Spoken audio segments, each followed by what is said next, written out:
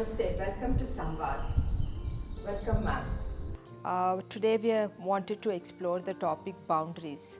This is a topic which is a very difficult concept for me, and I find in the Western world it's a little more possible concept.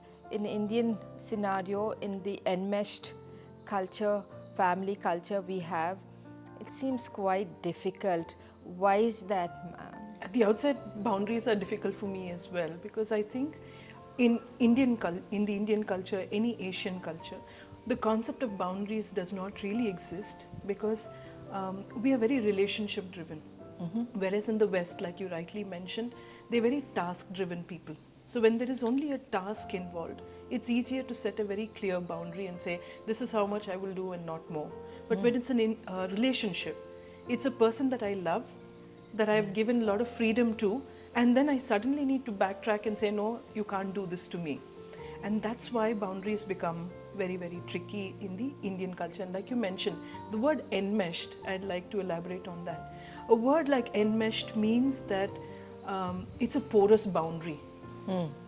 Why this is important for us to understand is, I do not know where I end and the other person begins. And it becomes very difficult for people to understand that because we just assume that, everybody has an opportunity to know whatever is happening in my life. I tend to overshare.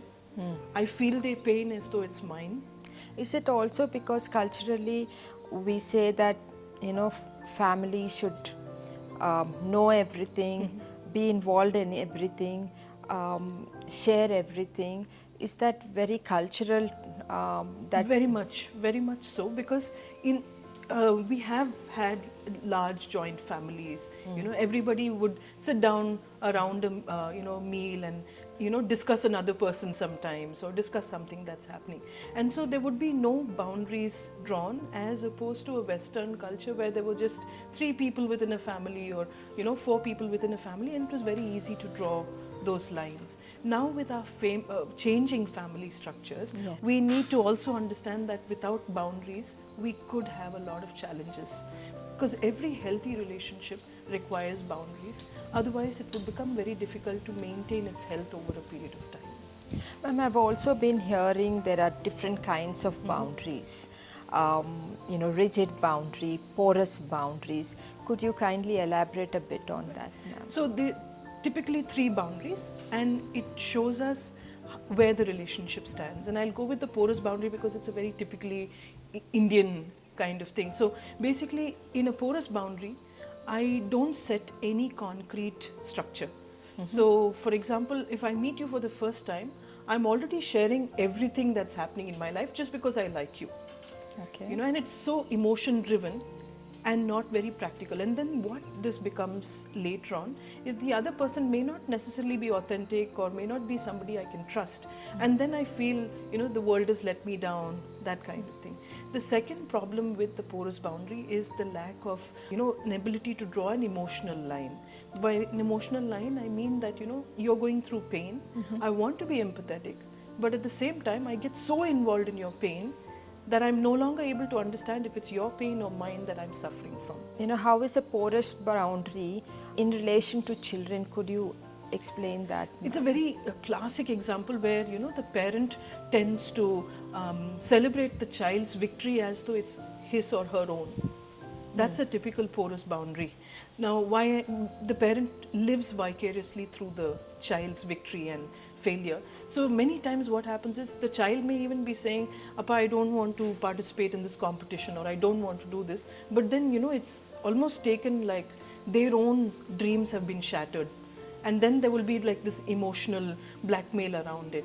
Or, some of these reality shows where children are forced to participate, you'll see the child, getting a negative or a critical remark from a judge and the mother fainting on the other side. That's a typical porous boundary. Of course, there's also dramatics involved in that, but it's a typical porous boundary. I've understood porous boundary as something that I set a boundary. For example, you can watch TV for half an hour, but if my child requests me, I break that boundary and let them watch a little longer. So is that porous boundary, ma'am? That would be more an inconsistent action from my side. But if it's driven by a porous boundary, and it can also be driven by a porous boundary where I am not able to take my child's pain.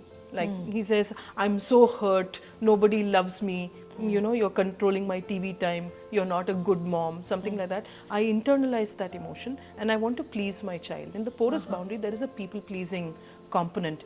And you beautifully brought this example in because the mother wants to be liked by the child at all times. It's an all-time struggle, ma'am. One is to please the child, also don't want to disappoint the child, so you keep breaking these boundaries, and I have done it many times and it's still a struggle for me, to stick to a boundary. Ma'am, what are the other kind of boundaries? So the next one is the other extreme, which is the rigid boundary. The person who's so regimental that there is no flexibility in anything. So there's always, this has to be done this way. If you don't do it this way, then there's very severe consequences. The person is always tight-lipped. You can't get any information out of them. Everything is so structured and so limited that, there is no intimacy in the relationship. There is no freedom, there is no expression. Everything seems like it's okay in routine, but then there is no long-term give and take. And these are, when a parent is like this, the child tends to become very focused only on tasks, and they struggle with relationships all through life because, they tend to cut off suddenly, ghost people. It's almost like my way or the highway. That kind of extreme happens in a rigid boundary. So between the rigid boundary and the porous boundary, I'm sure there is a middle ground. What would that be, ma'am? It's a healthy boundary. In the parent-child relationship, I can show you how it looks. One, the parent does not do for the child what he or she can do. So that's independence. So an example of that would be the child already knows to carry his bag to school, right? But you'll see parents thinking that they're being very helpful by carrying that bag for them. What happens is the child says, okay, now that they're carrying the bag, let me get them to also do my homework for me. What kind of these boundaries are appropriate in what situation, like rigid? Is it good to have rigid boundaries, or it's a big no-no? Any extreme is wrong in a relationship, because if I'm porous and I'm people pleasing, I'm still going to create a child who's unhealthy. And if it's rigid, I'm also going to cut off the ability to experience a healthy relationship. In a healthy relationship, I choose who can come into my life and how much. And that's a very important discernment that all of us need to have. Ma'am, while that is very easy with every other relationship, but it's very tough when it's your own child. Right. For a mother, whether to have a rigid boundary or a porous boundary, at least seems quite impossible. So how do we get to that middle part you're saying? Not this extreme, not that extreme. What is a good achievable boundary, ma'am? So let me put it into 4 categories so it becomes easier for parents to understand. The first is the physical boundary. So there are certain things that are not negotiable in the physical boundary, which will be like a routine. This is the time that you'll go to sleep, this is the time you'll wake up, or these are things, this is homework time, so that physical boundary is very, very clear. In the relational angle, the physical boundary can be, this is how much of touch I will allow. This is a person that I can allow into the kitchen. This is the person that I would allow into the bedroom. This kind of physical boundary also is very important, because generally in the Indian culture we just allow guests to come in. Sometimes they're inside the kitchen, they're not even so close, but they assume that they can come in and help out in the kitchen and things like that, and it's acceptable as normal because they think that they're being helpful. But you are the head of the house. You can decide where to draw these lines, and children are observing these boundaries. So that is the first set of boundaries that I would ask parents to set. So in the routine and the way that they would let these physical spaces to be used. Okay. The second set of boundaries are emotional boundaries, where I need to draw a line between what I'm feeling and what my child is feeling. So when my child is experiencing a distressing emotion, I don't get involved in it, but I'll be empathetic and caring. I will be able to support them to express that emotion and move on. On the other hand, I get, I faint when my child is in pain or something like that. It actually escalates the whole thing, and it leads to a very dangerous situation where the child feels I can no longer express myself. Because if I express myself, all this drama will happen. So the child gets a very negative model over there. Sometimes we observe, children having meltdown. Right. So, do we let them, get aggressive with the parents? Is there somewhere we have to create a boundary, or is it we have to be empathetic that they're just having a bad day, bad time, a meltdown, not personalize it? Are we enabling them by letting them have that big emotion, or do we, clearly set a boundary for them to violate the space of the There parent? are several components in your question. The physical boundary cannot be violated. No one can hurt me.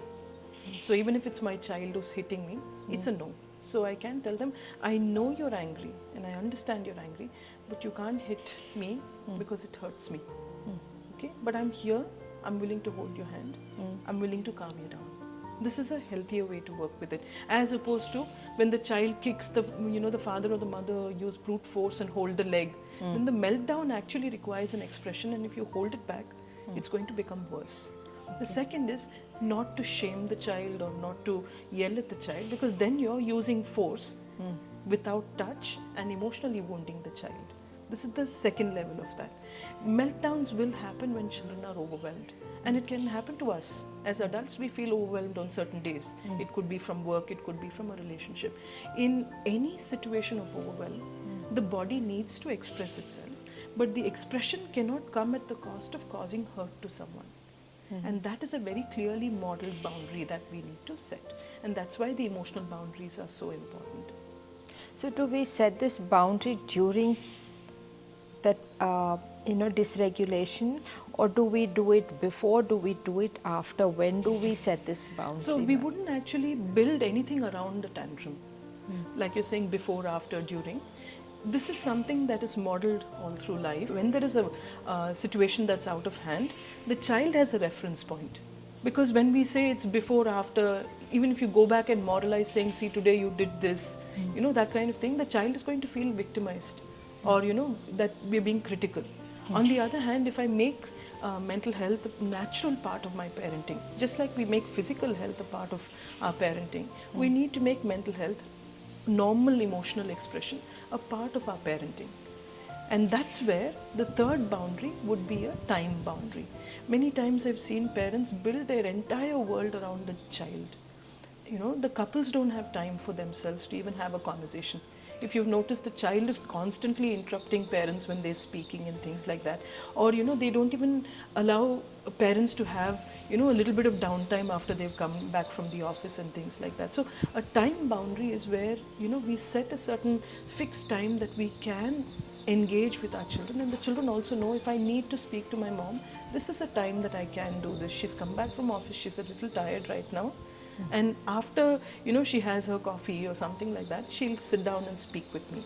When there's a time boundary, you'll notice a lot of tantrums reduce. And the fourth boundary is a topic boundary. What are the things I can talk about and with whom? For example, children just go out and say things that were shared in the confidence of the home to some third person outside. all of us have had that kind of embarrassment before, yes. Especially like my parents fought today or something, the child has just gone and shared it outside. So we let children know that these are things that we discuss only inside the house. Inside the house, these are topics we can talk about, these are not allowed. And it's a very important thing to model to our children, because otherwise this oversharing will happen.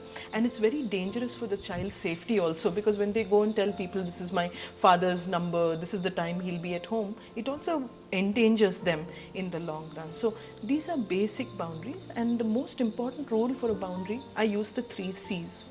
First, it has to be clear. Okay. It has to be clear and defined very well. So the second rule is concrete. It must be very clear so that the child is not able to negotiate around it all the time. Their specialist said that. Exactly. And the third and the most important is it has to be consistent. Because if a boundary is not consistent, then it will impact behavior in the long run. It will become a manipulation.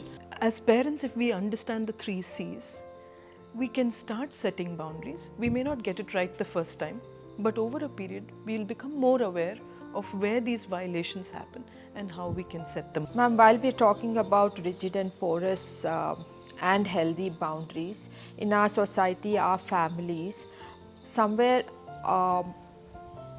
taking care of child doing everything for child is considered a form of love and affection and care, which as a mother we out to do is somewhere we have internalized.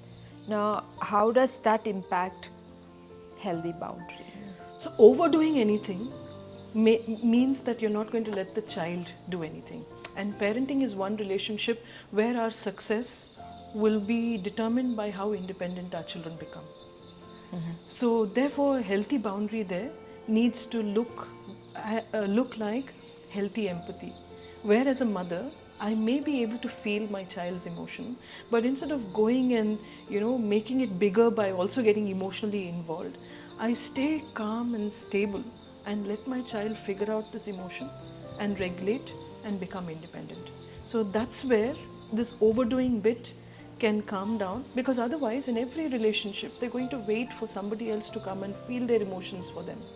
And in an intimate partner relationship later on in life, that will become very difficult for one partner to manage. They also don't know how, because as parents we have not modeled boundaries. Exactly. They don't know how to set their boundaries in future in their intimate Yes. relationship, and then it becomes Very tricky. very tricky and a cause of concern. Right.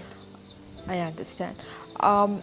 Ma'am, how do we model these Right. boundaries? Before I go into that, I'll just talk about how we also violate boundaries.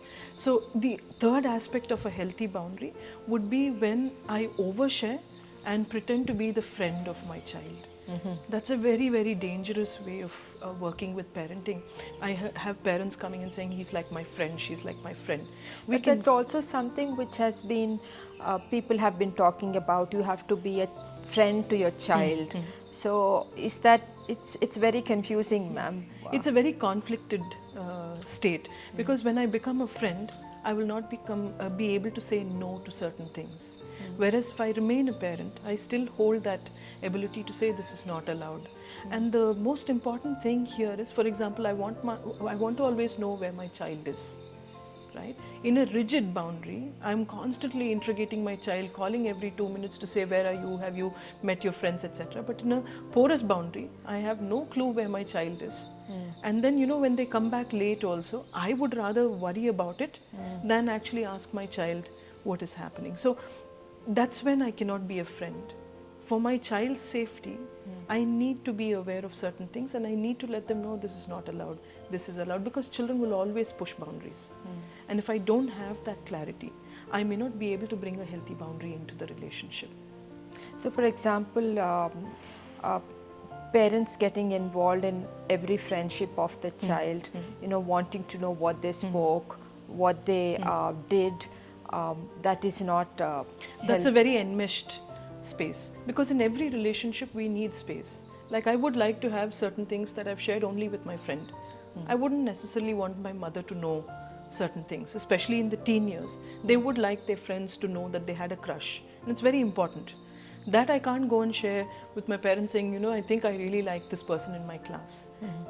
And it'll go away, because the moment they take it to the parent, it becomes a very serious issue in most homes. So it's very important to allow our children to make a few mistakes in this, but then come back to the fact that if there is a healthy boundary, they will choose to communicate with us. And the modeling starts with how I understand my boundaries and how I model it for my children. So in my relationships with my friends, within the family and at work, they're going to understand my boundaries. Second, the clear, consistent and concrete boundaries. So I need to set them and stick by them, even if they are a little difficult initially, because the consistency is the one that will carry through as change. And then the last and the most important thing is, there will be violations of boundaries as children grow. Okay. And in different situations. Not to take that personally, but to sit down with the child and say, this is something that happened today. I was a little hurt by what you did. Can we rethink these boundaries? And work in respectful space to help them understand what is okay and what is not. That would be the best way to take it forward. Thank you so much, Aarti ma'am. It was an insightful conversation. Hope to see you again in the next conversation. Thank you all.